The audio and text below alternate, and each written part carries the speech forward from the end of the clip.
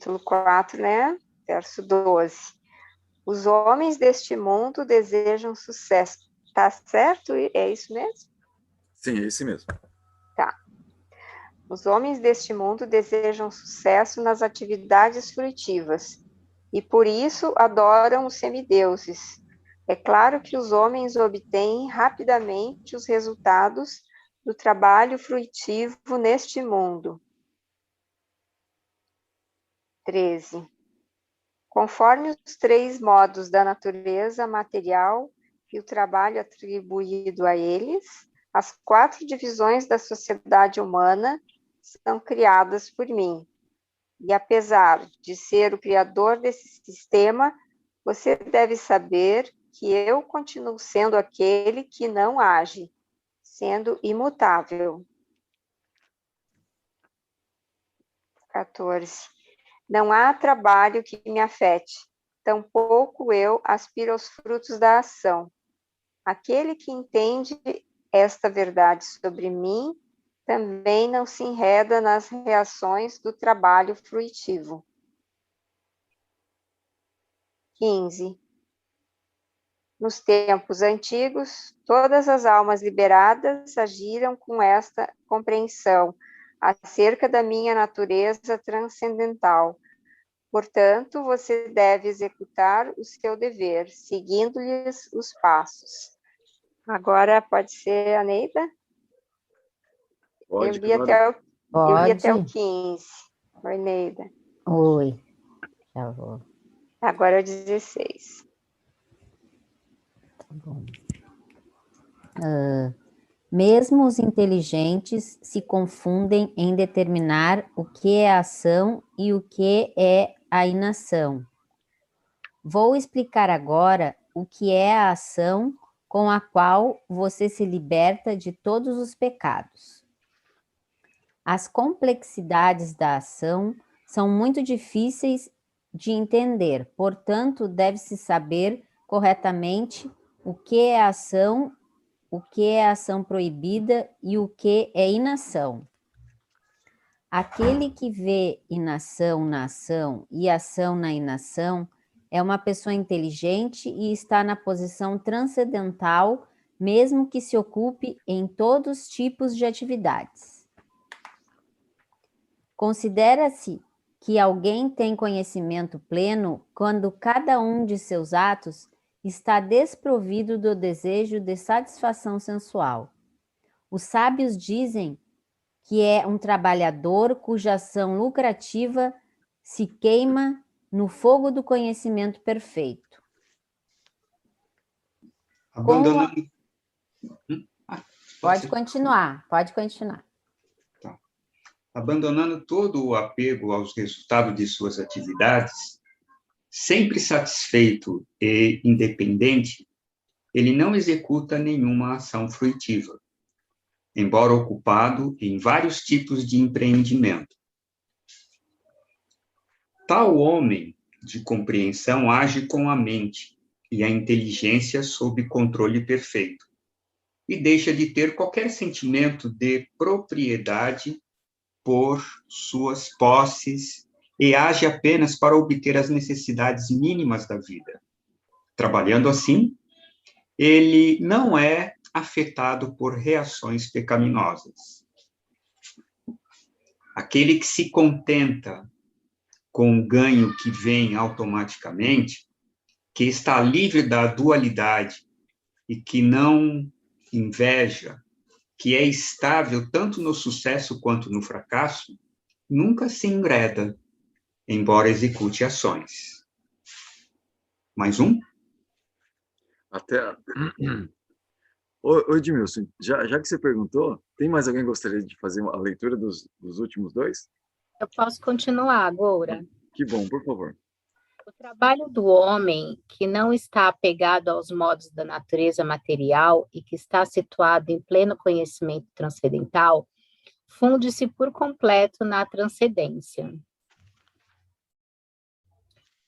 Quem se absorve por completo em consciência de Krishna, com certeza alcançará o reino espiritual, devido à sua contribuição plena as atividades espirituais, na qual a execução é absoluta, e nelas tudo o que se oferece é da mesma natureza espiritual.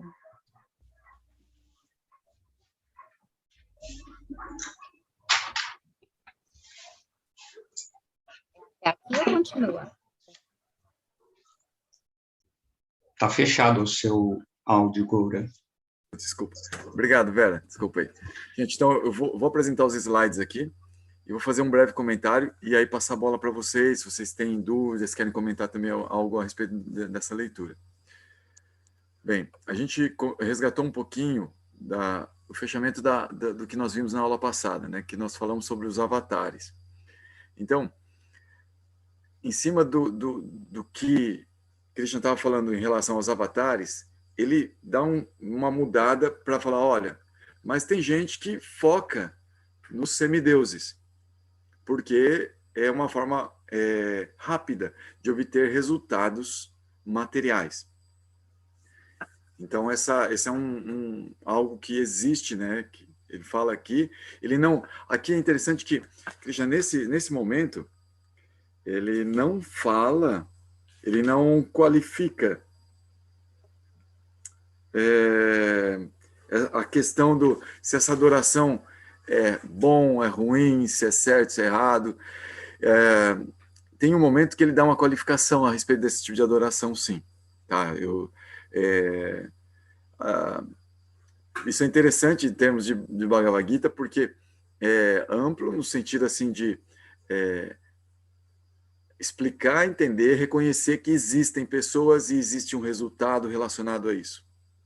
Em termos assim porque muitas pessoas falam, o Bhagavad Gita é um livro de Deus, e aí? Ali ele está falando que adora os semideuses também, e tipo, Krishna não está condenando isso, como é condenado na Bíblia, por exemplo. Né? Então, essa é uma das percepções assim, da cultura védica e, de certa forma, da cultura oriental, em termos de amplitude, em termos de aceitar uma diversidade de fé, de existências, de buscas. E aí Krishna vai falar mais sobre isso, aí situando, qualificando, para ajudar a pessoa a se situar em relação a outros processos. Isso é importante também. O Bhagavad Gita, como a gente vai encontrar essa qualificação que Krishna faz, isso também vale para nós, para a gente perceber que algum critério a gente tem que ter para diferenciar os processos, os diversos processos que existem no mundo. Existem diferenças, existem aonde leva um processo, onde leva outro. E Krishna vai falar de alguma diferenciação disso um pouquinho mais na frente, justamente porque ele ainda vai falar mais sobre Karma Yoga. E aí a adoração dos semideuses, ela está dentro do hall de Karma Yoga. Bom, e aí ele fala também sobre a criação do sistema Varnashram, que ele mesmo, né, no caso colocado como Deus, como sendo um sistema criado para ajudar a humanidade a se organizar, a humanidade a se estabelecer de uma forma que seja progressiva. Então, existe assim uma tendência, especialmente nos dias atuais, já é de algum tempo isso, de buscar a igualdade entre os homens, entre os seres humanos. E a gente percebe aqui que na cultura védica há um sistema que privilegia a diferenciação, no caso mencionado aqui, relacionado com o próprio Krishna, no caso na cultura deles relacionados com o próprio Deus, um próprio avatar, como algo que brotou desse avatar, que privilegia a diferenciação. E nós vemos um paradigma atual da humanidade, assim, de buscar uma igualdade. E assim, eu vou dizer para vocês que eu faço parte dos militantes que nasceram nessa conjuntura nos anos 80, nasci nos anos 70, na verdade, mas consciente do meu estágio onde eu nasci, e que quando eu estava começando a me dar por gente, assim, me entender como gente, a gente estava falando diretas já, né? Eu nem sabia falar direito, estava falando direta já. Então, assim, eu sou fruto dessa sociedade, dessa conjuntura que vai atrás da igualdade e não de uma diferenciação, né? E aí, para mim, na hora que eu vi isso, eu me choquei bastante, né? Sobre uma cultura que vem falando e com Deus de trás, de certa forma, né? Respaldando, que privilegia a diferenciação, né? Enfatiza na diferenciação. E aí eu comecei eu me dei um tempo, assim, né? Para engolir essa pílula, que para mim era difícil, devido a justamente esse contexto cultural que eu tenho. E para mim, ela foi suavizando com o tempo, percebendo, né, cada vez mais claro, que essa igualdade, ela é um ideal, né, assim, não vou dizer, não vou minimizar, né, mas é um ideal que ele não se conseguiu colocar em prática, jamais. E eu vejo que ele está fadado a frustrar todas as pessoas que acreditam nele, né? Assim, desculpa se alguém aqui acredita, né? Porque ele não parte da premissa necessária para entender no que nós somos iguais. Ele parte na tentativa de encontrar essa igualdade e vai forçando a barra para tentar tornar as pessoas iguais através de leis, através de critérios, de regras, e que só tem tornado nivelado as coisas por baixo. Existe uma casta, sei lá como é que se pode chamar esse povo, uma elite, que não é igual à maioria dos seres humanos. Come diferente, se diverte diferente, e eles são muito poucos. E eu creio, o que eu tenho percebido, eles são os principais a dizer que nós temos que ser iguais. E aí eu percebi assim que eles têm tratado a igualdade como consumo. Nós todos temos que ser consumidores iguais. E aí acaba minimizando todo o nosso potencial, porque nós somos muito mais que consumidores. Tem gente até que consegue viver sem consumir de diversas formas, com austeridades incríveis, assim. Tem gente que vive até sem comer. Então, né, assim, o ser humano é capaz de fazer coisas maravilhosas, né? Então, é difícil dizer que todos nós precisamos ser consumidores e ainda consumir coisas iguais, né? Então, a era da industrialização, ela trouxe esse conceito, né, em que os donos das indústrias que são os diferentes, né?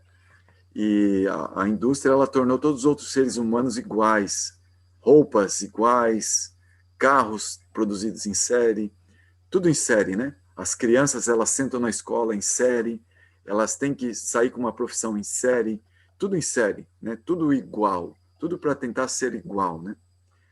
E, infelizmente, isso tem trazido graves sequelas em que as pessoas, elas não se encontram, elas não conseguem se achar, elas não conseguem se perceber na sua máxima expressão como ser. E isso também tem, de certa forma, favorecido a processos transcendentalistas que levam ao impersonalismo. Porque se tem uma coisa que nós somos iguais, é no nível mais básico, que é o energético. E aí o pessoal realmente consegue trazer um nível de igualdade que é o nível energético. E aí os transcendentalistas conseguem um tipo de refúgio, inclusive no ideal de sermos iguais. Mas eu vou falar para vocês que a gente é igual em termos de necessidades. Eu vou falar isso para vocês baseado na filosofia que eu sigo, tá? Que vem desse berço védico também. Mas depois eu falo mais sobre essa filosofia que eu sigo, porque vai ser mencionado no Bhagavad Gita também. Mas só para fechar aqui esse papo dos ser iguais, é que nós todos somos iguais em termos de necessidades. Nós necessitamos viver, nós necessitamos conhecer e nós necessitamos prazer. Então, essas três coisas, elas são necessárias para todos nós, e não só nós, seres humanos, para todos os seres vivos. Todos os seres vivos buscam esse tipo de satisfação. Viver, conhecer e ter prazer. Então, se todos nós temos isso em comum, por que que isso deveria ser falso? Por que isso deveria trazer, em algum nível, uma segregação? Segregação, eu não digo segregação, mas eu digo que poderia trazer uma diferenciação, porque nós vamos perceber isso em todos os níveis, isso também é fácil de perceber, que apesar de nós termos em comum isso, cada um de nós vai buscar isso de uma forma diferente.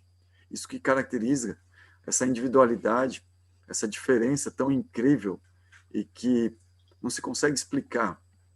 Por que que nós temos isso em comum e, ao mesmo tempo, sendo comum, é diferente ao mesmo tempo?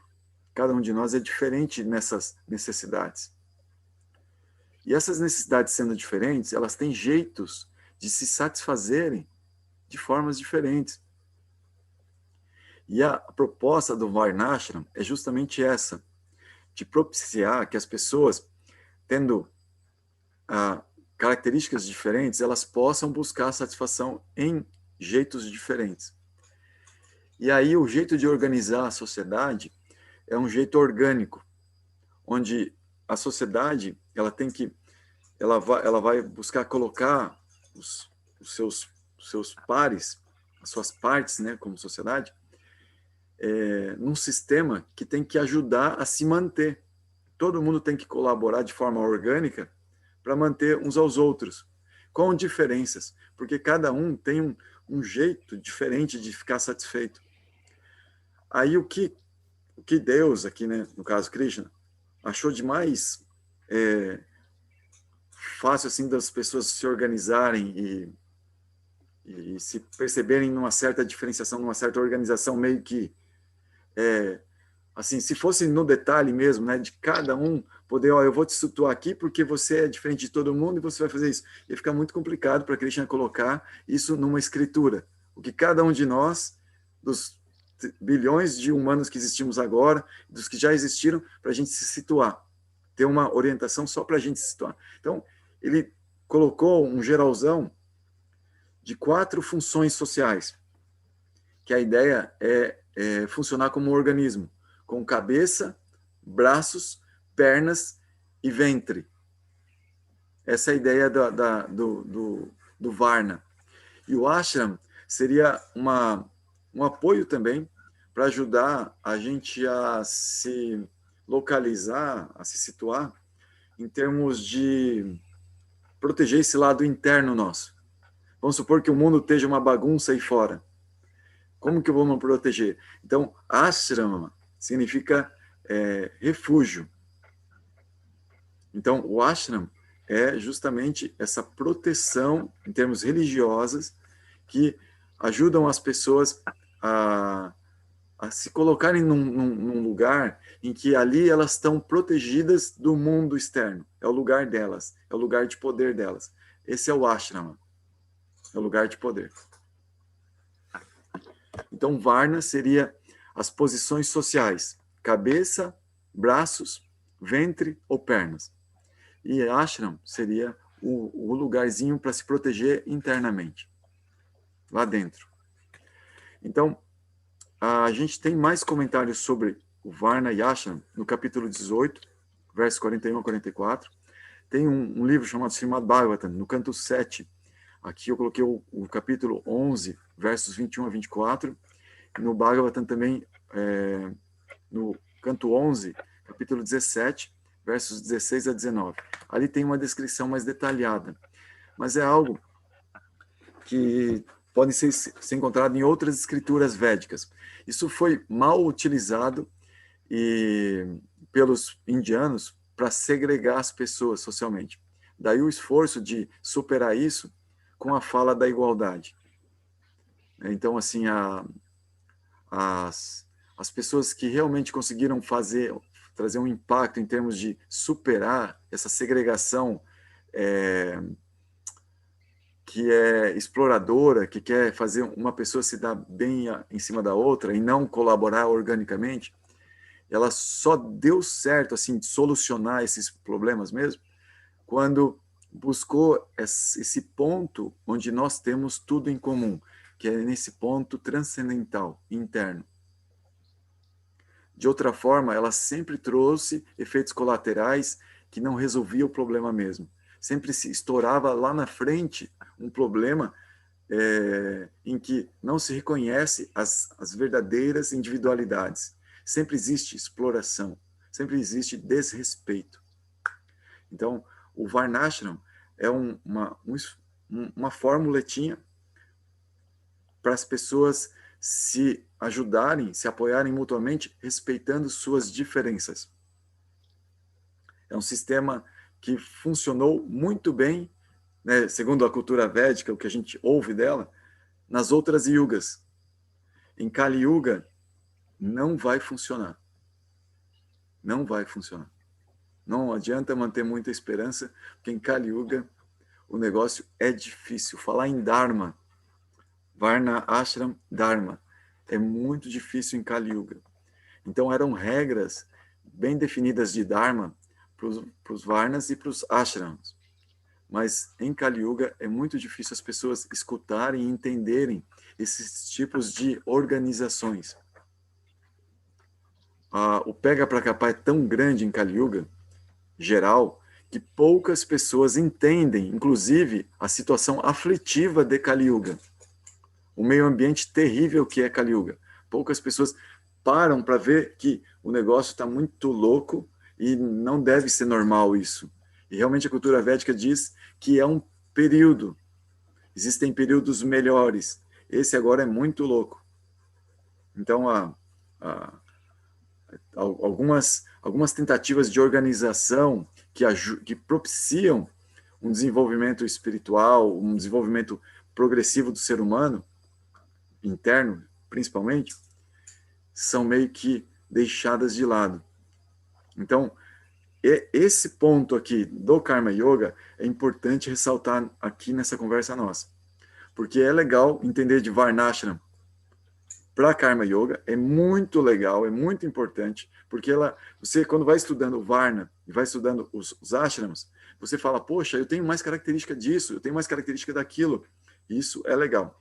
Te ajuda a perceber que você poderia cultivar algumas características mais de um Varna, mais de algum ashram.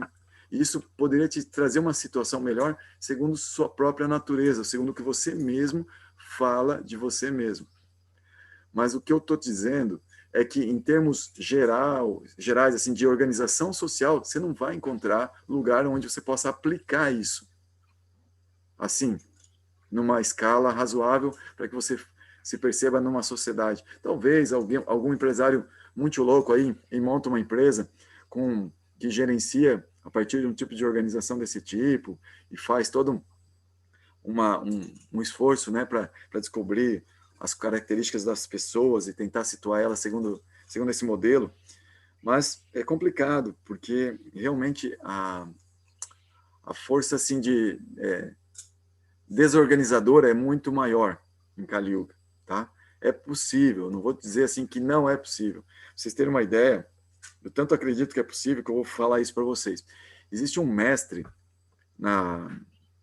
indiano também, que ele nasceu em 1920, algo assim, e ele veio para o Ocidente e ele trouxe um processo conhecido como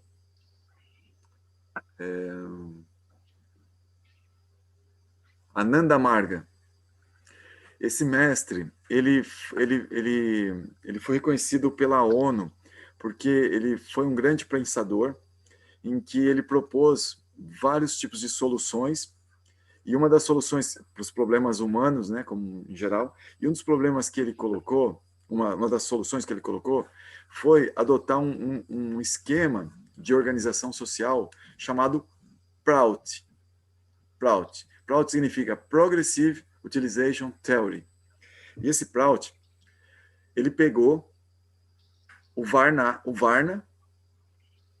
pegou o Varna lá da Índia, lá antigo dos Vedas, trouxe o Varna e fez uma releitura, onde ele fala que cada Varna, são 4 Varnas, cada Varna é um tipo de psicologia do ser humano, e que a sociedade, ela se organiza basicamente em função da psicologia das pessoas. Então, essas 4 psicologias, elas estão interagindo na sociedade humana. E é interessante a leitura que ele fez, em que ele explicou que o movimento histórico da humanidade é mobilizado, é motivado por essas psicologias. E na teoria dele, ele fala que um Varna, ele chama com outro nome, um Varna, ele vai assumindo a posição de paradigma de gestão da civilização após o outro numa sucessão. E é bem interessante, ele diz assim, ó, que são 4 Varnas, né? Só para falar para vocês quais são os Varnas. Estou falando Varna, Varna, Varna, e vocês às vezes nem ouviram ainda falar quais são os Varnas. A cabeça seriam os Brahmanas, os pensadores. Os braços seriam os Kshatriyas, os guerreiros. O ventre seriam os Vaishyas, os mercantilistas. E as pernas, os pés, seriam os Shudras, os trabalhadores, os laborais. Bom, aí, dentro dessa teoria do Prout, ele diz o seguinte, que a sucessão de governo vamos começar aí por um deles, é cíclico, tá? O ciclo nunca tem um começo, né? Ou tem um começo, vamos supor que tem um começo aqui em Deus, então, né? Ele entregou esse Varnashram. Então, lá no começo, eram os Brahmanas. Depois dos Brahmanas, vieram os mercantilistas. Depois dos mercantilistas, vem quem? Os trabalhadores. Depois dos trabalhadores, vem quem? Os guerreiros. E assim, a evolução natural da humanidade passa por ciclos, numa espiral que tende a ser crescente, ou seja, cada vez alcançar melhorias de aprimoramento na humanidade.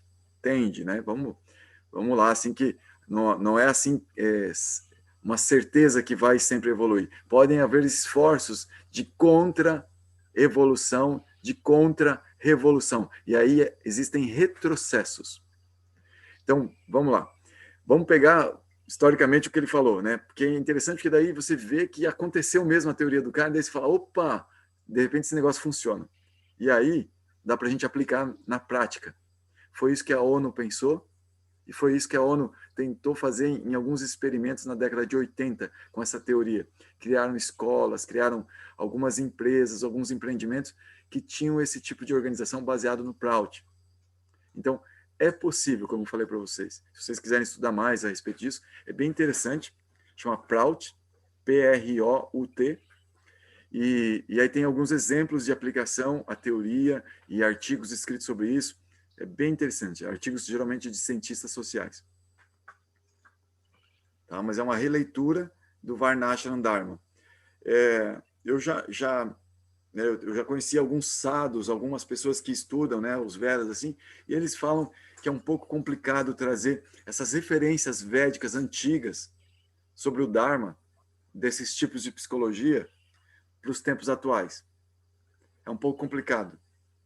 Mas já vi esforços, e são esforços assim que, né, são bem conduzidos, no sentido assim de realmente ajudar as pessoas a entender melhor suas próprias naturezas, a entender um autoconhecimento, são válidos. Né? Eu não digo para abandonar esses esforços, porque se eles são tomados nesse sentido de fazer uma leitura de si mesmo, são super válidos. Agora, esforços para tentar converter a sociedade para que ela funcione em modelos assim, Varnashram agora em Kali Yuga, pode ser num futuro. Pode ser num futuro ainda, para aquelas pessoas assim, que acreditam no futuro melhor. Então, eu até acredito também nesse futuro melhor. Mas eu não consigo ver ele em alguns anos, enquanto eu estou vivo ainda. De poder aplicar a teoria do Varna e Ashram socialmente em larga escala. Eu não vejo ainda, né? Quem sabe eu posso ter surpresa ainda, né? Sou um cara novo. Então vamos ver. Vamos ver. Aí, ó, versos 14 e 15. O Criador da lei, né, está sobre a lei, livre dela, aqueles que compreendem isso também se libertam. Então, aí que está o ponto que Krishna amarra com o que ele tinha falado sobre a questão dos avatares. Então, como ele, né, quem percebe que eu sou a fonte de tudo isso aí, também se livra, porque eu não sou regido pelas leis. As leis estão ali a meu serviço. Né? Então, até ouvi uma coisa muito bonita outro dia, né? Se você não acredita em Deus, mas você pode entender como é que ele pensa só observando as leis da natureza. Né? Então, se existisse Deus, ele pensaria conforme as leis da natureza. Então, eu achei bem interessante, né, esse tipo de leitura, assim, né? Que maravilha isso. Né? Uma pessoa poder entender algo tão grande, tão infinito, só observando isso que está ao redor dele, né? E agora, se ele tivesse condicionado a essas leis também, ele não seria a origem delas. Ele não seria independente delas. Ele não seria esse conceito de Deus.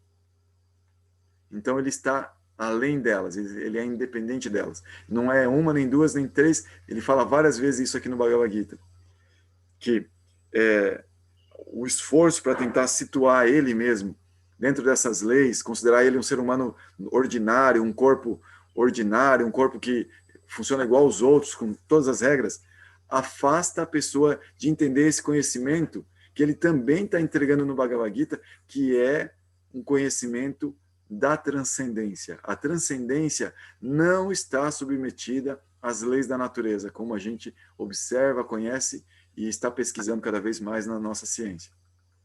Não está. A transcendência é fora disso. Então, quem entende isso também se liberta dessas leis. Esse caminho da ação consciente já foi trilhado e muitos se libertaram no passado. Então, não é algo novo. Muita gente acha que a humanidade está evoluindo e tal, né? Aqui tem solução para os problemas que sempre se enfrentou e vamos continuar enfrentando. Nascimento, velhice, doença, morte. Aqui está se falando desse tipo de liberdade, onde a ação consciente é o caminho, né, que a gente precisa trilhar. E outros no passado já trilharam. Isso foi falado há 5.000 anos atrás. Ou seja, antes de 5.000 anos atrás, já tinha gente solucionando o que hoje tem hospital de campanha tentando fazer, o que hoje métodos preventivos estão tentando fazer. Mas a ação consciente é considerado o caminho que dá a solução mesmo para se libertar de reações materiais. Reações materiais que levam a nascer, crescer, envelhecer e morrer.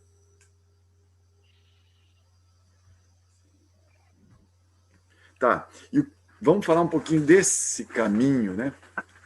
Da ação consciente. O que é esse caminho que liberta, então? Vamos entender um pouquinho mais dele. Aí, Vishwanath Chakravarti, ele diz que uma pessoa só deve atuar quando compreende a natureza do karma e não imitando as demais. Deveria ser assim, né? A gente deveria fazer todas as nossas ações conscientes do resultado que a gente vai colher lá no futuro. Se a gente não souber o que vai acontecer com a gente não devia fazer nada. Mas geralmente a gente faz imitando nossos antepassados, imitando a sociedade em geral, né? E isso vem, então, acompanhado do quê? Já que a gente está imitando, e tem toda uma sociedade que está imitando, a gente pode, então, afirmar que nós estamos acompanhados de muita ignorância. Porque a gente não sabe, às vezes, por que isso, por que aquilo outro. E, às vezes, os adolescentes começam a perguntar, né? Por que isso? Por que aquilo? Por que outro? Por que tem que fazer isso e tal? Né? E aí são calados, castrados, as crianças, muitas vezes, né? Por que isso? Por que aquilo? Mas se faz há tanto tempo certos costumes que não tem que explicar por quê. Né? Então, toda criança tinha que saber, aprender a responsabilidade sobre seus atos, cada ato. O dormir, o comer, o banhar-se, o respirar, o piscar. Cada ato nosso tem uma consequência, tem uma causa e tem um efeito. E não é algo assim que a ciência vai conseguir se responder completamente, porque tem tanta coisa para os caras pesquisarem. Estômago de minhoca, asa de borboleta, circulação sanguínea dos ratos, Covid, tanta coisa para a ciência pesquisar, que essas coisas mais simples, parece que vão deixar assim mesmo. A gente já está fazendo há tanto tempo, já é de domínio público, e não dá muito ibope na publicação de revistas científicas, falar muito sobre o sono, falar muito sobre o jeito de levantar da cama, o jeito de colocar o pé no chão, para que sentido a gente deveria colocar a cabeça na hora de dormir. Esses pequenos detalhes, assim. E que valor tem para o mundo a minha respiração? Né? Por exemplo, só um exemplo, assim, né? Se diz assim, para quem é estudioso de yoga, uma hora escuta isso, né? Que cada respiração que nós damos é contabilizado no nosso limite de respirações na vida. Então, se a gente acelera a respiração, a gente está encurtando a vida. Se a gente diminui a respiração, consegue fazer a respiração mais pausadas, mais eficientes, com mais pausa, aumenta a nossa duração de vida. Então, o pessoal sempre ouve em algum momento falar isso, né? Onde é que você ouviu falar isso? Na ciência. Então, no yoga você vai acabar falando. Talvez você ouça um pai yogi falar para as crianças, talvez. Mas geralmente a gente está fazendo as coisas por imitação. Então é muita ignorância. E dessa forma a gente vai entrando num enredamento muito grande na lei do karma. E às vezes a gente não se dá conta que poderia sair, que tinha jeito de sair. Então o Bhagavad Gita vem pela primeira vez e fala assim, tem jeito de sair disso. E é o seguinte, existe a ação, existe a inação e a ação proibida. Essa é uma classificação bem genérica disso que a gente considera ação, em que essa classificação é dada pelos Vedas. A ação, nos Vedas, é aquilo que é prescrito como positivo para a vida humana fazer. Então, isso é ação, chama karma. Então, tudo que os Vedas falam, faça isso, faça aquilo outro, faça aquilo outro, isso é karma, gera karma. Isso é karma e é um karma, de certa forma, positivo. A pessoa vai levar uma vida ascendente. Agora, os Vedas falam do vikarma, ou karma contaminado, um karma viciado, um karma doente, um vikarma. É a ação proibida. São as ações que são... fala assim, não faça isso, não faça o outro. São as proibições dos Vedas. Isso é o vikarma. E aí, olha só o interessante agora, que é o pulo do gato, que é o que a gente está falando agora, né? Que é uma das curiosidades maiores, assim, né? Que a gente poderia ter em relação justamente a essa aula. O caminho da ação consciente. O akarma, a inação. A inação, segundo os estudos que eu pesquisei, eu fui atrás, ela é de 3 tipos. E a gente vai estudando Bhagavad Gita, a gente vai entendendo isso melhor. Bom, tem o primeiro tipo de inação, que é a pessoa ficar parada mesmo por preguiça. Ela não faz nada. Não faz nada porque não quer fazer, está com preguiça, não quer fazer. Então, o que acontece? A pessoa não faz o karma prescrito pelos Vedas, também não faz o vikarma. Ela fica paradinha, fica estagnada. Mas você sabe que eu escutei de um sadhu também, um mestre, né, de Bhakti Yoga, ele dizia assim, que é melhor você fazer o vikarma do que você ficar no akarma da preguiça. Você aprende mais com os erros do que ficar sem fazer nada. Existe uma pedagogia, até mesmo em errar. Então, Gandhi, né, uma vez foi falaram isso para o Gandhi, né? Assim, quando ele estava defendendo a liberdade da Índia, né? Aí alguns aristocratas ingleses, pensadores, tal, falaram para ele: Gandhi, mas vocês não têm condições de governarem a vocês mesmos. Por isso que nós estamos aqui, para ajudar vocês a se organizarem. Aí Gandhi falou assim: nós queremos ter a liberdade de errar. Então, assim, é importante a pessoa não valorizar a preguiça em nenhum momento. Quando Krishna disse, lá acho que foi no capítulo 2, você tem o direito a cumprir seu dever, Arjuna. Você não tem direito aos resultados das suas ações. Você não deve se considerar o autor das suas ações, Arjuna.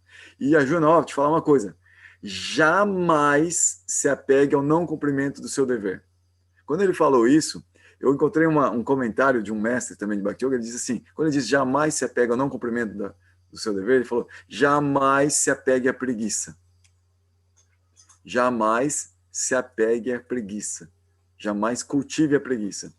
É o tipo de akarma mais terrível e condenado por qualquer sadhu transcendentalista da Índia, que conhece o mínimo dos Vedas, que sabe sobre karma. É o akarma mais terrível que existe. Você não aprende. É melhor fazer vikarma. Tá. E aí o segundo. Aqueles que sabem que o resultado do karma é perecível e miserável o ressentem. Então, tem pessoas que começam a se dar conta do que significa o karma. E fala, cara, é uma fria sem fim o negócio. Então, você quer saber de uma coisa? Eu vou atuar de forma a me liberar desse karma. E essas pessoas, elas vão, de certa forma, entrando também em certas práticas de inação, onde a prática da inação leva elas a não realmente fazerem nenhum tipo de karma. Isso é bem interessante. Por exemplo, no Ashtanga Yoga, o Ashtanga Yoga tem um momento do Ashtanga Yoga que você vê bastante movimento.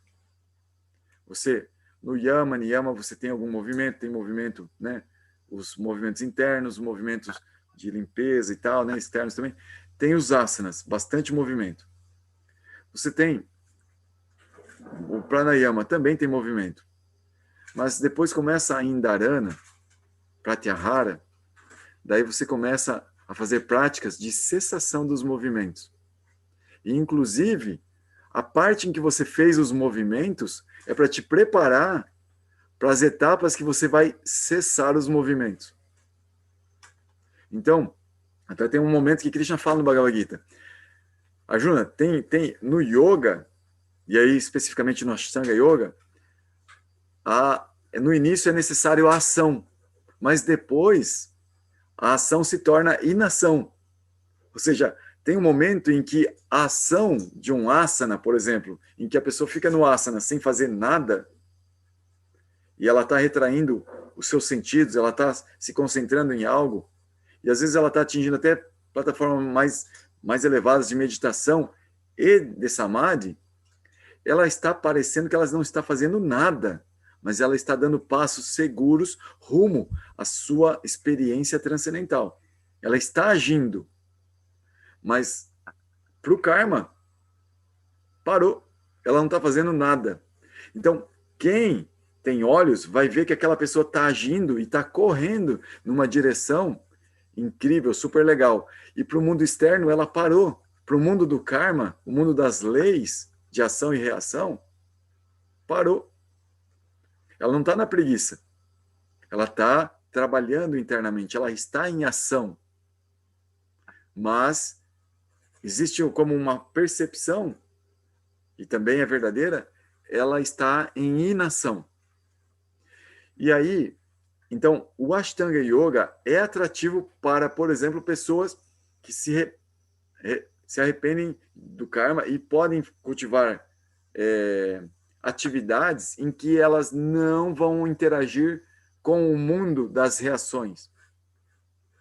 Elas podem ficar paradas em alguma postura, em algum processo, em alguma prática, em que ela não vai interagir com o mundo. E por isso ela não gera karma. E isso, gente, vários transcendentalistas adotam os processos que vão por aí devido à sua experiência pessoal. Fala, não compensa ficar interagindo com o mundo, então é frustrante, não quero mais. E aí entram em práticas que permitem ficar parado, mas não parado na preguiça. Um parado que permita evoluir ainda. Eu estou dando um exemplo, tá? O Ashtanga Yoga se presta a outros propósitos também, que é o terceiro aqui. Algumas pessoas abandonam o karma prescrito e depois de ter escutado sobre Deus, se dedicam ao cultivo de devoção a Deus. Então, esse é um tipo de akarma também, que ele funciona assim. Eu vou dar um exemplo grosseiro, tá, gente? Mas ele ajuda muito a entender. Você pega uma mãe jovem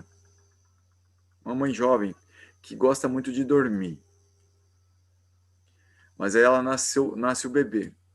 E por mais que o bebê incomoda e ela sabe que vai fazer alguns sacrifícios, ela olha para si mesma e olha para o mundo e fala, cara, você quer saber uma coisa? Eu vou tomar o desafio, vou aprender a amar essa criatura aqui. Vou aprender a amar. Tem algumas coisas em mim que me facilitam esse apego, esse carinho, esse afeto. Então eu vou aprender a amar esse carinho, esse bichinho aqui. E aí, às vezes, tem que ficar a noite em claro, porque dói o ouvido e tá com infecção, não consegue dormir. E aí tem que ficar ali tentando ninar, tentando fazer acalmar, tentar passar aquela dorzinha. E depois, uma noite em claro, não fico xingando o mundo como eu xingava quando eu tinha que acordar para o trabalho. Eu fico preocupada ainda se a dor passou. E se passou, eu fico aliviada. Eu fico bem. Eu acho que valeu o esforço. Valeu a pena dar teta para ver se acalmava, para ver se passava bem.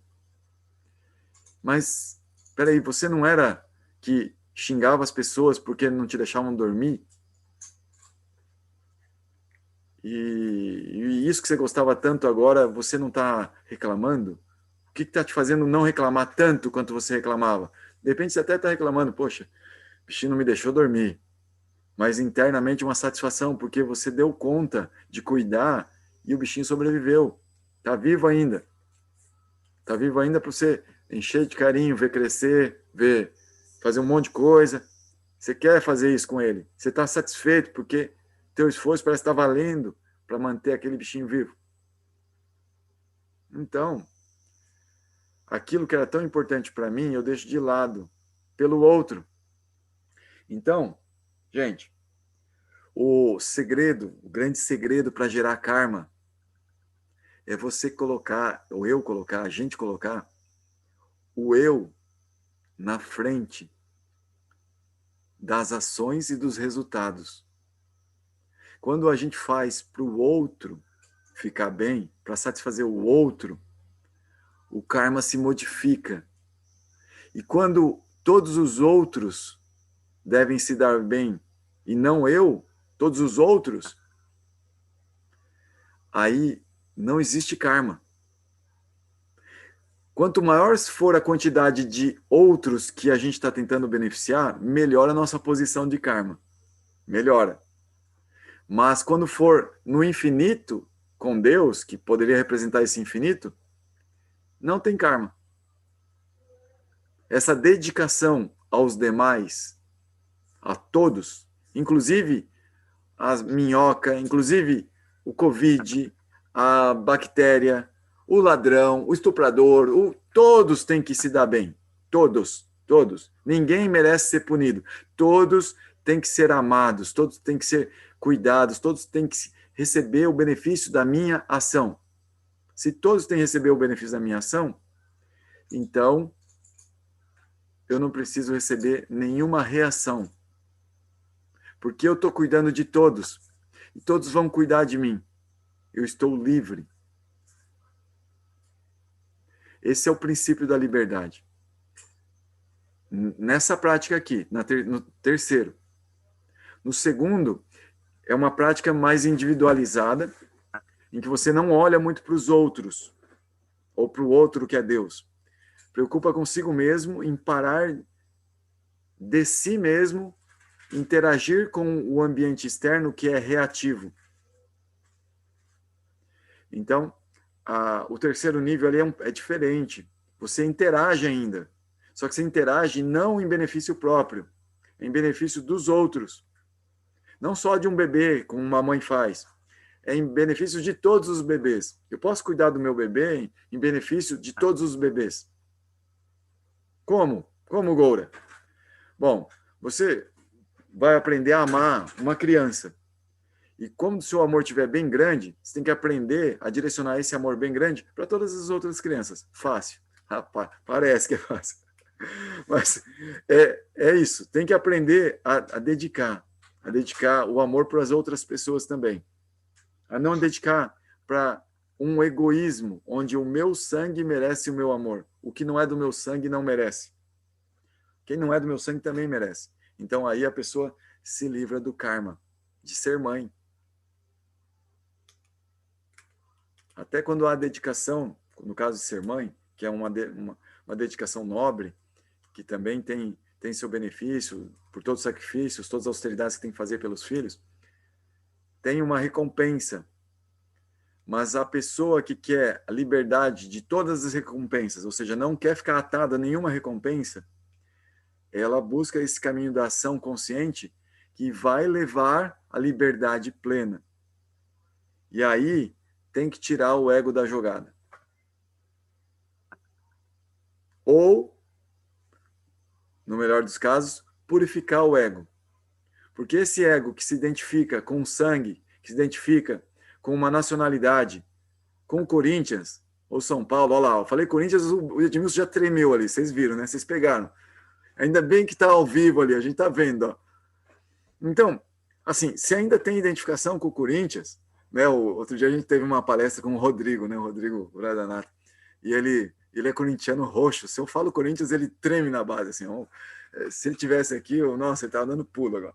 Então, assim, se a gente ainda tem identificação, qualquer que seja, com algo externo, algo material, aí está nosso ego. Nossa identificação tem que ser totalmente livre de contextos materiais que são modificados pelo tempo. Nós temos que encontrar a nossa essência, o nosso ser, de um jeito que a gente percebe, isso aqui que eu estou falando que sou eu, não vai mudar nunca. Esse aqui sou eu mesmo. Então, é um caminho longo, viu, galera? Isso aqui eu estou falando, esse tipo de percepção de si mesmo, é algo assim, high level de yoga. Mas é possível. O yoga fala desse tipo também. Então, por isso que eu coloquei esses 3 níveis aqui, porque o terceiro trata justamente disso, né? Você só pode ter um relacionamento e dedicação com o ego na jogada.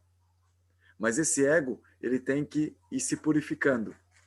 Se purificando significa que ele tem que sendo cada vez mais um ego destituído de interesses na matéria, interesses separados do todo. Tem que ser um interesse coadunado, ligado, unido, yoga, com o todo. Aí, beleza, eu posso manter meus interesses de boa. Eu posso me manter interessado. No segundo nível ali, é um tipo de proposta de liberação também, que é legal, é alcançável, mas aí eu admito que eu vou parar de ter interesse. Eu vou acabar com isso de ter interesse dentro de mim. Eu vou anular essa parte de mim que se interessa por algo. Porque eu estou frustrado com tudo que me fez me interessar e o que me interessou me levou a me enredar. Então, vou acabar com essa parte dentro de mim que se interessa por algo. Entenderam um pouquinho a diferença? Nós vamos falar disso mais no capítulo 12. Mas a gente já pode dar uns pitecos agora. Bom, então... Para você. Sim. Esse ponto aí... Bom, o senhor falou que a gente vai falar de novo sobre isso, né? Isso aí é uma coisa que a gente tinha que escutar umas 10 mil vezes, assim, sabe? Esse tópico aí, sabe? Escutar de novo, escutar mais uma vez. Bom, apesar que vai ficar gravado, né? Vai dar para escutar. É um bom método, mas a ideia é escutar diferente, né? Até de outras pessoas, hein, Luciano? Aprende o segredo. Atuar sem desejo, sem desejar os frutos do resultado da ação. Isso aí é a conclusão, um pouquinho desse papo, que é a trilha para a gente começar aqui agora a treinar esse processo, o aqui agora. Eu vou fazer algo e eu começo a me desapegar desde agora do resultado por isso. Eu começo a diminuir minhas expectativas com relação aos resultados. Sabe, a gente ouve muita gente falar, eu não tenho expectativa, eu não estou criando expectativa, eu estou sem expectativa. Bom, a gente ouve falar isso. Às vezes tem que saber se isso é sincero. Mas a ideia é justamente essa, diminuir as expectativas e dar o nosso melhor. Fazer o nosso melhor sem esperar nada em troca. E aí, Krishna mata a pau, né? Quer dizer, mostra a cobra, não, mostra o pau, sei lá, deixa para lá, porque Krishna é vegetariano, ele não gostaria de fazer isso. Tá. Ele fala que o cara que trilhou esse caminho, ele vai ser um renunciante puro. E quais são as características que a gente vai perceber num renunciante puro? Ele age só para as necessidades mínimas da vida. Não é afetado por reações pecaminosas inerentes à busca da subsistência. Porque, gente, Krishna vai falar isso também no Bhagavad Gita. Em qualquer tipo de ação existe um defeito. E o defeito significa o quê? Que nós prejudicamos alguém. Algum ser vivo é prejudicado por qualquer coisinha que a gente faça. E quando a gente prejudica alguém, isso é pecado. Pecado aqui é uma palavra que a gente recebeu do judaico-cristão, mas eu estou colocando aqui como adharma. Adharma, pecado. A gente está pisando na bola quando a gente prejudica outro ser vivo. Agora, quando nós estamos totalmente renunciados, a gente está puramente renunciado. Então, mesmo que a gente faça essa busca pelas necessidades mínimas e cometa essas falhas com relação a outros seres vivos, isso não é contabilizado, devido à nossa falta de apego aos resultados, a se considerar como um pequeno centro do universo. O universo está bem centrado, não precisa de mim. Então a pessoa só mantém por hábito, por fazer parte de um sistema. Não se afeta pelas dualidades. Dualidades tem de montão. Tem frio, tem calor, tem amigo, inimigo, tem rico, tem pobre, tem bom, tem mal, tem gostoso, tem ruim. Tem dualidade pra caramba. Tem, olha lá, algumas pessoas pensam, né? Espiritual e material. Então, assim, tem vários níveis de dualidade na nossa mente, vários níveis. A questão é que, se existir na nossa mente esse tipo de dualidade, e a gente estiver nessa plataforma, a gente não vai alterar a nossa relação com o mundo com qualquer alternativa. A gente está indo numa direção que não tem dualidade para influenciar. Sem inveja. A inveja, gente, é caracterizada por dizer, se eu tivesse no seu lugar, eu faria diferente. Então, toda vez que a gente critica alguém, a gente está demonstrando inveja. Toda vez que a gente quer machucar alguém, a gente está demonstrando inveja. Toda vez que a gente quer bater em alguém, tipo, tem um cachorro latindo, a gente dá vontade de pegar um pau e dar na cabeça dele. A gente está com inveja do cachorro. Inveja é, se eu estivesse no seu lugar, eu não faria isso. Livre do ciclo do karma. Então, isso a gente já comentou, né? Seu trabalho está fundido na transcendência. Ali, até eu queria fazer uma ressalta aqui. A Vera leu no último verso, 24. Eu vou ler uma tradução diferente aqui para vocês, ó. O ofertador do sacrifício alcança a plataforma espiritual, quando os instrumentos para este, a manteiga, a clarificada, o fogo, as oferendas e o sacerdote, estão todos em tal plataforma. Está qualificado para alcançar o Brahman devido à sua dedicação às atividades de natureza Brahman. Então, o verso em sânscrito é Brahmar Panam Brahma Havir, Brahmagno Brahmana Hutan, Brahmaiva Tenagan Tavian, Brahma Karma Samadhina. Ou seja, Brahma, Brahma, Brahma, Brahma. Ou seja, quem está situado na consciência do Brahman atua em Brahman. E tudo que faz é Brahman. Tá? Então essa pessoa alcança o Brahman. Essa pessoa, por atuar assim, ela alcança o Brahman. Alcança essa plataforma transcendental. Era isso aí, galera. Por favor, fica à vontade para vocês comentarem, falar o que chamou a atenção. Dá um feedback aí, por favor.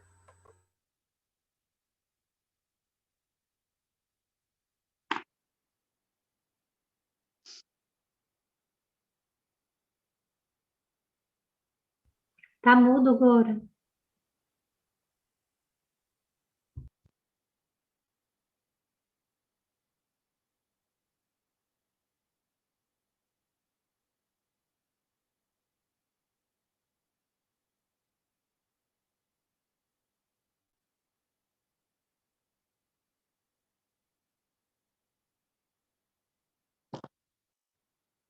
Viu, Prabhu? Opa, pode falar. Esse conceito de inveja aí, agora foi a primeira vez que eu ouvi falar na minha vida, né? Então o negócio vai ficar que nem sabe, aqueles mosquitos que passam a noite toda incomodando? E aí eu queria eu queria escutar mais sobre isso aí. Tá. Então, os sábios, eles traduzem esse conceito de inveja, né? A inveja é algo muito importante para um sado, né? A inveja, ela é motivo de fazer a gente maltratar os outros seres vivos, justificando as nossas ações por várias razões. A inveja é um dos inimigos cruéis que existem dentro de nós, sutis. Assim como a luxúria, né? A luxúria é um inimigo sutil, muito terrível, que faz a pessoa se desviar e tal. A inveja, ela também está ali, atuando de outra forma, mas ela traz essa sutileza em comandar nossa vida, dando-nos razões para a gente maltratar os nossos irmãos. Seja um mosquito que nos pica e a gente bate nele e mata ele, seja uma lombriga que a gente vai eliminar tomando um remédio, seja qualquer ser vivo. A gente vai prejudicar devido à inveja. E é muito difícil de lidar, viu, Prabhu? É muito sutil. A gente poderia falar horas e horas sobre isso. Se recomenda a pessoa realmente ir olhando isso internamente, observando em relação aos seres humanos primeiro, né, que é mais fácil às vezes, depois olhando em relação aos outros seres vivos e ampliando, né, ampliando a consciência da ação desse inimigo internamente e minimizando as possibilidades dele de mandar na nossa vida. Sim. O senhor sabe que o senhor falando desta forma aí, eu acho que a inveja ela é mais escondida do que a luxúria. Eu acho que, para mim, ela é mais difícil a luxúria já não é tão difícil de eu perceber. Eu consigo perceber, assim, é fácil de traçar uma batalha contra ela. Mas a inveja, o senhor está me trazendo isso agora, e eu já estou aqui, ó, estou com os cabelos tudo arrepiado.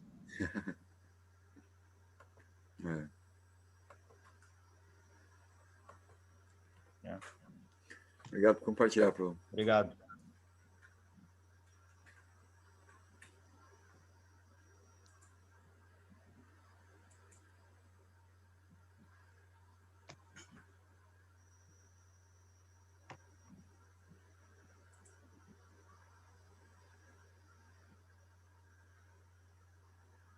Eu também tenho uma coisa que eu anotei aqui meio rápido, né?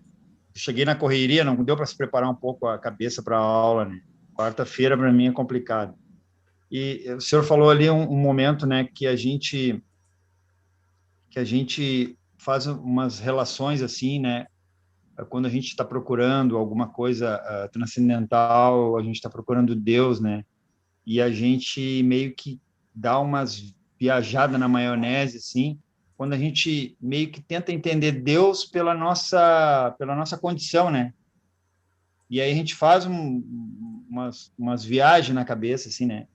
E aí o senhor tocou nesse ponto aí, e eu tenho uma coisa que acontece muito comigo, né? Que eu acho mais alguma coisa que eu queria trazer de mim, né? Que, tipo, depois que eu comecei a entender um pouco o que é a consciência de Krishna, né? Um pouquinho, né? A gente estamos dando umas engatinhadas, assim, e é maravilhosa, né? Maravilhoso isso. E eu vejo que daqui a pouco, assim, sabe, Prabhu? A gente, tipo, eu tenho que trabalhar, né? Meu trabalho é braçal, eu trabalho nos Correios, entendeu? É uma loucurada o negócio, né? E aí, daqui a pouco, parece que aquela consciência toda, assim, que estava armazenada, aquela energia toda, sabe? Transcendente, assim, e se relacionando o dia a dia e tudo mais, a coisa fluindo, assim, aquilo tá sabe? Aí daqui a pouco tu lida com as coisas do mundo, daqui a pouco parece que aquilo escapa. Aquilo vai embora, assim, tu parece que cadê o negócio? E aí precisa fazer sabe, tipo uma meditação, assim, meio que improvisada na hora, assim, para meio que retomar de novo, sabe, o oxigênio, assim, e se situar novamente naquilo, num pouco mais de sutileza das coisas, né? E eu estou falando isso porque eu vejo que isso é um sofrimento. Para mim está sendo sofrimento, sabe? Assim, eu tenho sofrido com isso, sabe? Porque não sei se eu não tô, se eu ainda não estou aceitando as coisas como elas são, né? Ou se de repente isso aí é um processo mesmo. Então, eu vou comentar, eu acho que tem outros professores de yoga, pessoas assim que são qualificadas para falar também disso. Mas vou falar um pouquinho que é natural, assim, faz parte do processo. Até algo assim que me ajuda muito a entender isso é que uma parte do processo, o praticante se esforça para se conectar, no início se conectar com a prática, mas vai chegar um momento em que ele se esforça para se conectar com a transcendência, ou seja, já existe uma possibilidade de conexão com a transcendência. Mas vai chegar uma etapa em que o esforço dele vai, às vezes, ser necessário para sair da transcendência, etapas mais avançadas, muito avançadas. Ele não consegue sair da transcendência. E aí é difícil conviver com as pessoas, porque elas não compreendem assim, esse estado, né, de percepção da transcendência em tudo. Então a pessoa precisa se esforçar para baixar o nível e se estabelecer com os demais. São estágios muito avançados. Então a nossa percepção da realidade, ela é como a gente falou ali, é dual ainda, né? Então nessa dualidade a gente fica como bipolar assim, né? E o bipolarismo ele faz sofrer, né?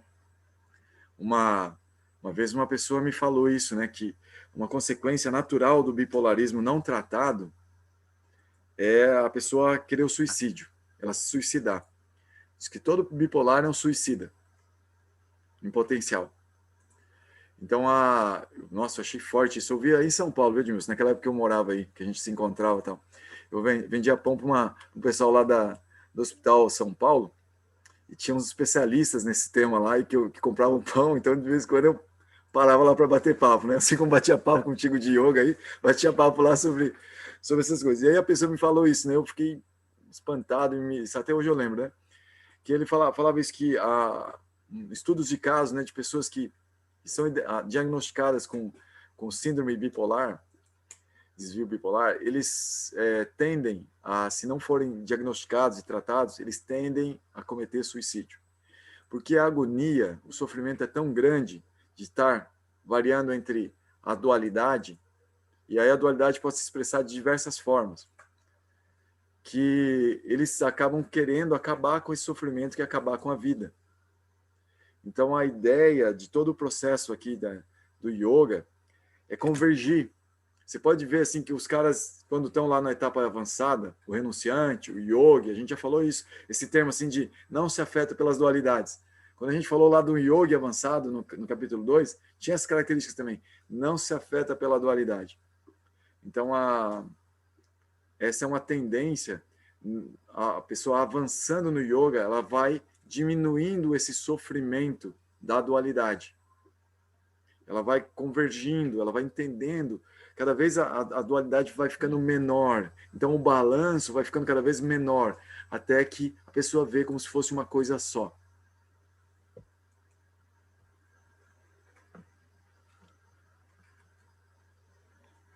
Pode falar aí, gente. Desculpa, eu tomei bastante espaço para falar disso, mas fiquem à vontade, vocês compartilhem a experiência de vocês aí nas práticas. Tanto que no próprio Gita não fala que o yoga é equanimidade, né? Diminuir essa distância.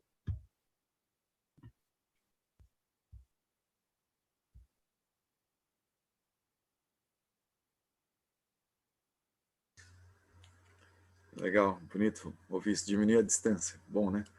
Yoga. Muito bom.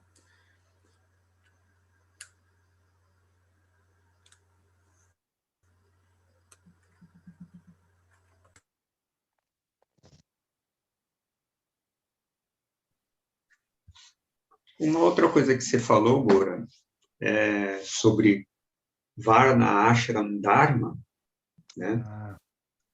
Que bom ter tocado nisso. Ah? Foi bom o senhor ter tocado nesse assunto, porque eu tinha anotado alguma coisa aqui e não me lembrava mais. Obrigado. Uhum.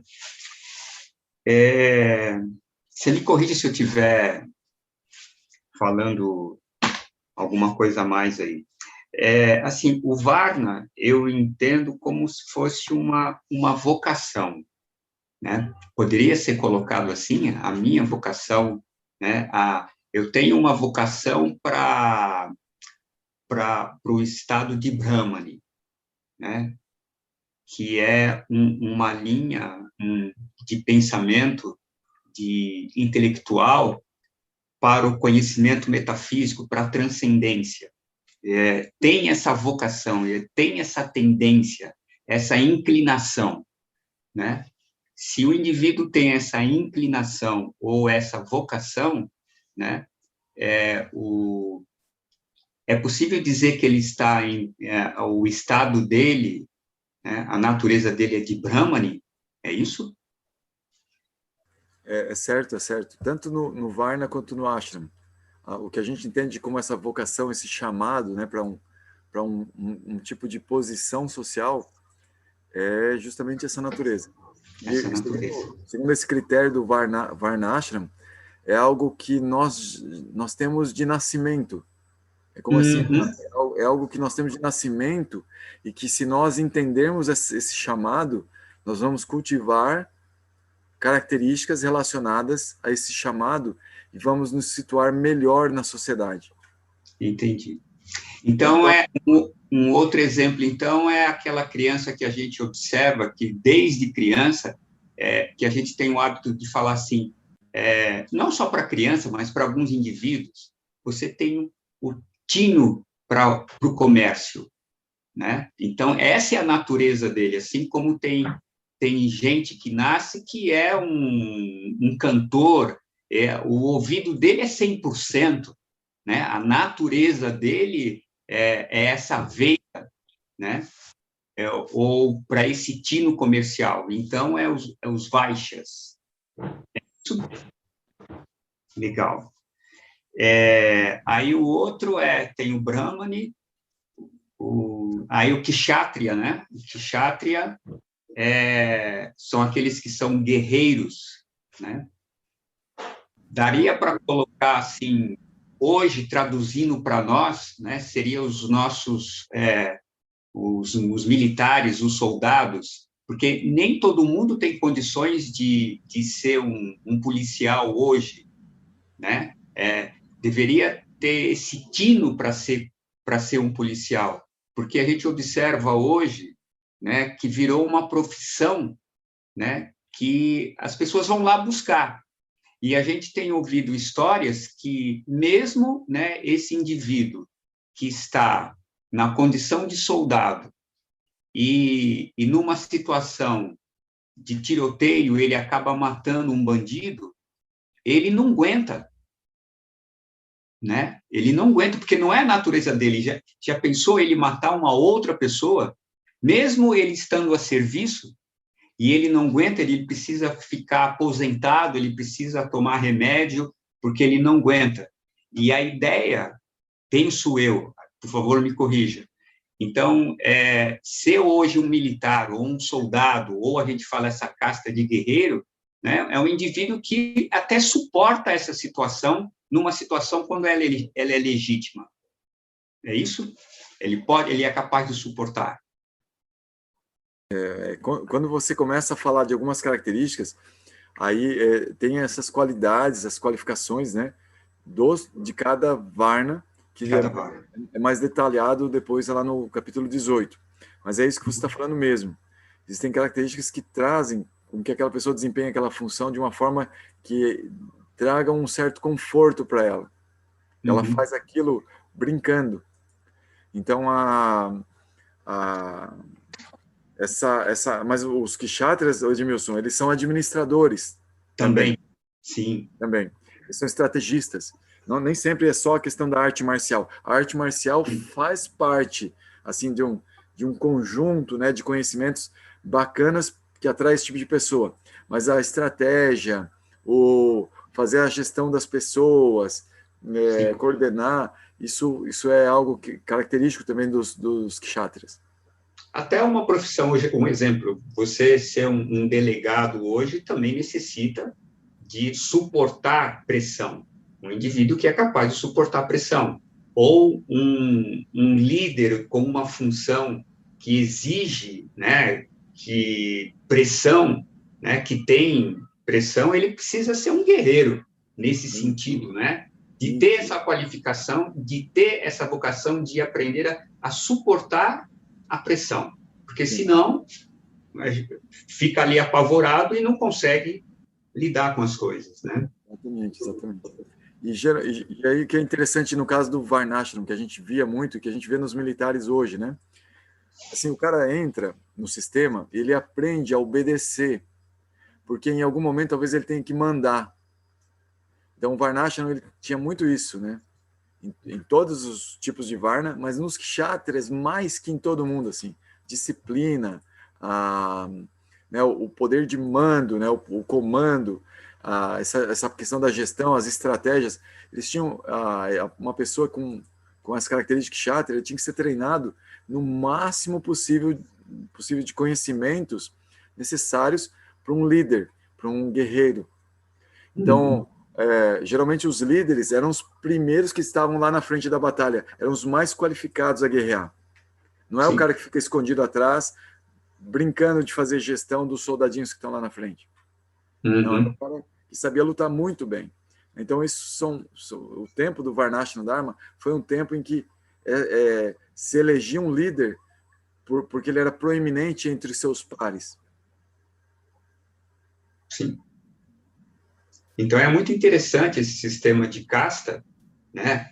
Ou o nome em sânscrito Varna, porque cada um ocupa o seu lugar, né? E de uma maneira orgânica, porque um está servindo ao outro. O Shudra, né? Que é o serviçal, que põe a mão na massa, que também precisa ter qualificação para isso, né, que serve aos Vaishyas, e os Vaishyas que servem aos Kshatriya, e o Kshatriya que serve os Brahmanes, e que os Brahmanes que servem os Brahman, né? Então, é uma hierarquia. E a outra coisa que você comentou, pensando... Sim, você ia falar alguma coisa? Sim, só para... existe essa parte meio que piramidal, assim, mas ela também ela é meio que circular, assim, né? Por exemplo, todos se comunicam com todos, porque todos necessitam um dos outros para se manter. Às vezes, é claro, é muito mais fácil eu coçar meu pé com a mão, com o kshatriya, do que coçar o pé com a cabeça. Mas nada impede, né? E também, né, meu? Ou eu também pensar muito no meu pé, eu preciso de um sapato mais confortável, eu preciso tratar bem meu pé, preciso massagear meu pé, fazer um carinho e tal. seja, né, isso precisa da cabeça estar pensando nesse tipo de situação. Então, quer dizer, o organismo ele é interdependente, né? Então o serviço ele tem que ser mútuo. Justamente o Dharma é a palavra. Vocês lembram que uma vez eu falei, né? Você entende o que é Dharma perguntando como eu sirvo. Então, aqui o Varnashram Dharma entra nessa situação da posição social de uma pessoa ou religiosa pelo ashram, que vai ajudar a pessoa a servir os demais na sociedade. É uma vocação mesmo de serviço. E é um sistema muito interessante, mas como você falou, mas hoje em dia, né, as pessoas ocupam lugares mais por uma questão de privilégio e de autoritarismo, do que de competência da sua própria natureza, né? Então, essa questão do Varna para organizar uma sociedade, e que você bem falou que eles não entenderam muito bem na Índia, né? Que virou lá um embaraço muito grande, né? E aí outra coisa que queria falar também, que você falou sobre, me lembrou quando você falou de igualdade, né?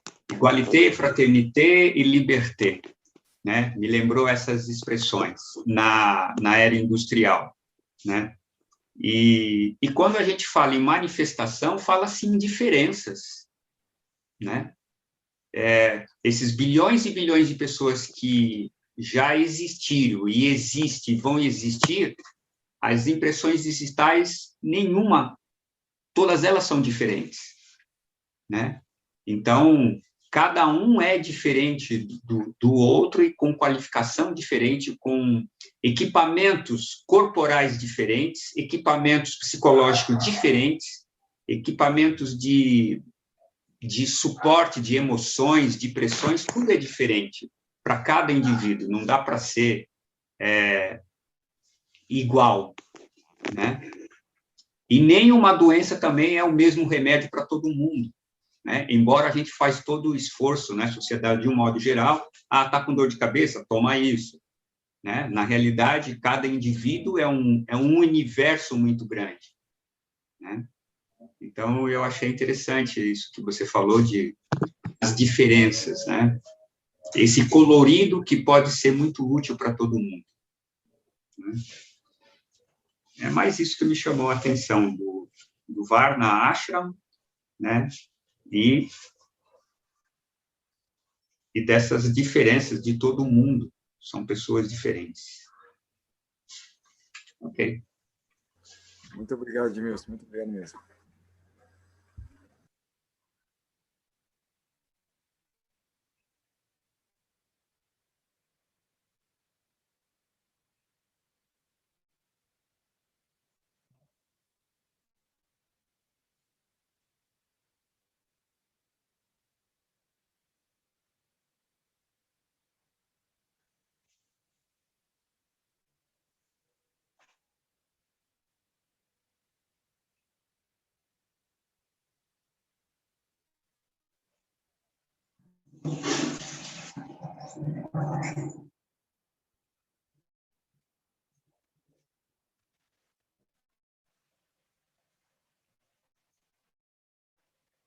Pessoal, alguém mais gostaria de comentar, de falar um pouquinho do que chamou a atenção, que se tem alguma dúvida, algo que gostaria de compartilhar com a gente?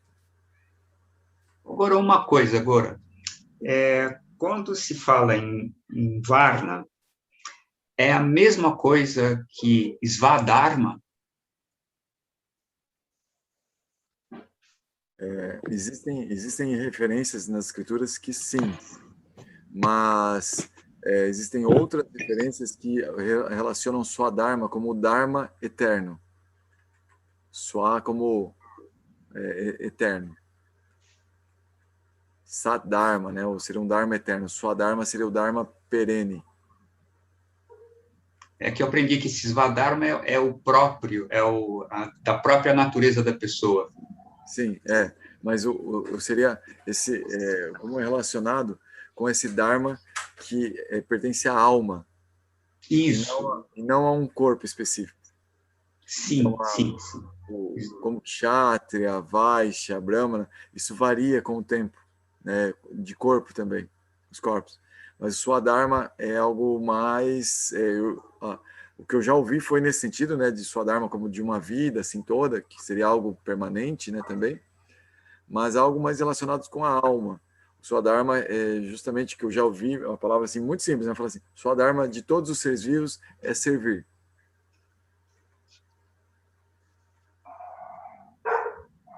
É porque me lembra aquela, acho que você já deu esse exemplo uma vez, que o Dharma da água é molhar. O Dharma do fogo é queimar. E aí eu me confundo muito com Varna. Me confundo, não, eu não sei se é a mesma coisa, por isso que eu estou perguntando. Dharma, Svadharma e... acho que são esses dois conceitos que ficam na minha cabeça ali, um muito próximo do outro. Então, provavelmente você não tá confundindo isso sem base nas escrituras. As escrituras, elas trazem esse tipo de exemplo também. Relacionam Swadharma com o Varnashram. Varnashram Dharma. Ele explica que o Swadharma da pessoa é ela descobrir esse Varna e esse Ashram dela. Então, existem outras escrituras que pegam essa palavra no sentido mais profundo e que remetem isso à natureza da alma. Do ser vivo. Tá, entendi. Tá. Eu Prabhu, isso aí que vocês estão falando aí, a gente percebe, né, assim, quando a gente tem um pouquinho de olhar, um pouquinho mais de olhar mais sutil para as coisas, né, o quanto uma pessoa que ela não tem caída nenhuma para alguma função, assim, né, para alguma coisa que ela simplesmente quer, porque aquilo dá dinheiro, ou porque aquilo dá um status, como isso causa sofrimento para os outros e para a própria pessoa, né? Isso causa um sofrimento, assim, final, né? A gente percebe que, uma pessoa não tem caída nenhuma para lidar com, por exemplo, um RH de uma empresa, e o cara está lá, né? Enfim, outras coisas também, né? E o quanto isso causa sofrimento, causa um desequilíbrio naquele ambiente ali, que aquela pessoa está... Ela está fazendo algo que a natureza dela não está ajudando para que aquilo flua da melhor maneira possível, né? E isso a gente vê que talvez seja o maior problema da nossa sociedade, né? Infelizmente, esse é um dos motivos assim que leva as pessoas a acharem, né, que somos iguais, né? Somos iguais. E aí, eu tenho que trabalhar e ganho bastante dinheiro, eu estou bem, né? Estou bem, eu sou igual às outras pessoas. Então eu vou no psicólogo e vou receber um tratamento padrão para isso que eu estou sentindo que eu estou mal, estou desajustado. Mas eu não sei bem por que eu estou desajustado. Isso é um problema. Então eu vou no psicólogo e o psicólogo te dá o tratamento e tentam te deixar mais igual aos outros e não sofrer tanto com o desajuste. Então, eu fico de cara como que existe ainda, depois de tantos anos, tabelinha de nutricional nos alimentos. Né? Como é que os nutrólogos ainda insistem em falar de tabela nutricional, de separar a alimentação de uma pessoa por tanto de caloria, tanto de gordura, tanto de proteína. Imagina, cada ser é diferente, metabolismos diferentes, necessidades corpóreas diferentes. E os caras tentam dizer que é uma tabela que vai dizer para o que você tem que comer. Dose diária para você manter um adulto. Meu, o que é isso? Que ciência é essa? Entendeu? Mas é a ciência que justifica que somos iguais. Causa muito sofrimento isso. Causa. É fonte de sofrimento, sim. Essa falta de diferenciação causa sofrimento. Com certeza. E é também o modo de avidya, né? Isso. Avidya no sentido de ignorância. Né? No sentido de ignorância, não no sentido pejorativo, mas de ignorar, né, que existem um conhecimento que é muito além dele. Então, e como se a gente observar de um modo geral, né, a civilização ela se afastou de qualquer modo de religião. Eu sou autossuficiente, eu me basto, né? E eu não preciso de ninguém. Então, eu vou pegar uma escritura, eu vou pegar o Gita, eu vou pegar a Bíblia e vou ler e eu vou fazer a minha religião, né? E não aquilo que o Gora comentou um tempos atrás, que é a sessão de mestre e discípulo, e associado necessariamente com escritura, né? Então, eu vejo que hoje a ideia é: eu sou empreendedor, eu me basto, eu não preciso de você, eu não preciso que ninguém fique falando do Gita para mim, que ninguém precisa ficar falando de religião, seja lá qual for. Eu, com a minha cabeça, consigo, né, ser autossuficiente. Então, hoje eu vejo muito mais isso, né, do que outra coisa. São poucas pessoas. Olha que esse trabalho aqui é hiper interessante. Quantos estiveram aqui no início e agora, né, quantos estão aqui? Né? Porque isso também incomoda muito. Né? Saber dessas coisas incomoda. Né? Tem algumas pessoas que eu preferia não conhecer isso. Isso só vai me dar dor de cabeça. Se eu fosse ignorante, a minha santa ignorância. Nossa, agora... né? Edmilson, acho que não, Edmilson. O pessoal vai porque não dá para vir mesmo, cara. Também, Gora, também. Então, o Gora quer passar a mão na cabeça. Conheço um monte de gente que não pode. Os caras não estão. Edmilson, achei que bem, né, Edmilson? Como? Já chega muito bem, né? Não, eu tô ligado. Tem gente aí que não está podendo vir mesmo. Sim, não, existe isso, com certeza, não, isso sim, mas também existe que é bastante forte esse conhecimento, né, e bagunça o coreto da gente. A gente estava vivendo uma vida certinha, de repente tem que abrir mão de algumas coisas, falando, meu, que é isso? Ô, Edmilson, eu tô sacando que você é guerreiro, hein, você é um kshatriya. Eu gostaria, mas aqui tá cheio de medo aqui também, viu, Deus? Eu estou tremendo nas bases. O cara é corajoso. Tô ligado. Então tá, gente. Se alguém gostaria de falar mais uma coisa, compartilhar, por favor.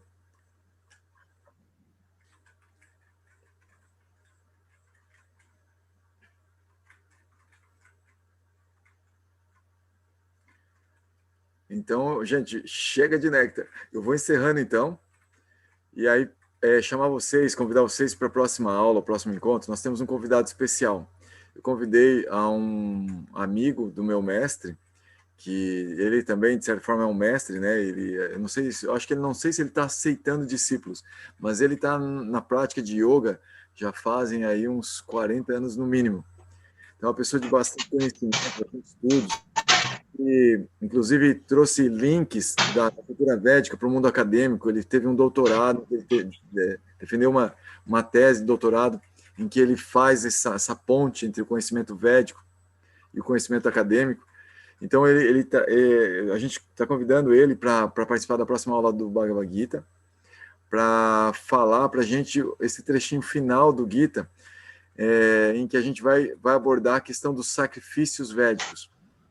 E ele teve a oportunidade muito de andar por aí, falar disso, compreender sobre isso, e o papel da pessoa que ensina isso, no caso o mestre, né? Então ele mesmo, assim, diante, né, dos próprios desafios dele, da própria vida, como professor que ele é hoje, hoje ele é professor, né, doutor, é um mestre, né? Então existem desafios aí também. Então eu acho que é uma pessoa bastante qualificada para nos ajudar a compreender, estudar, através não só o Goura falando, né, outra pessoa falando também, e vocês também falando, né, mas assim, outra pessoa além do nosso círculo aqui, tá? E aí eu estou convidando ele para brindar esse diferencial para nós, tá? E ele topou vir, e vai ser um momento muito especial que eu pedi para vocês ajudarem a divulgar, inclusive. Eu vou tratar de fazer um flyerzinho, uma propaganda, vocês convidarem as pessoas. Os temas vão ser bem interessantes da próxima aula, e ainda mais com essa presença, tá? Com certeza. Pessoal, muito obrigado, uma boa noite, tudo de bom para vocês, boa semana. Boa noite. Boa noite, obrigadão. Boa noite. Boa noite a todos aí.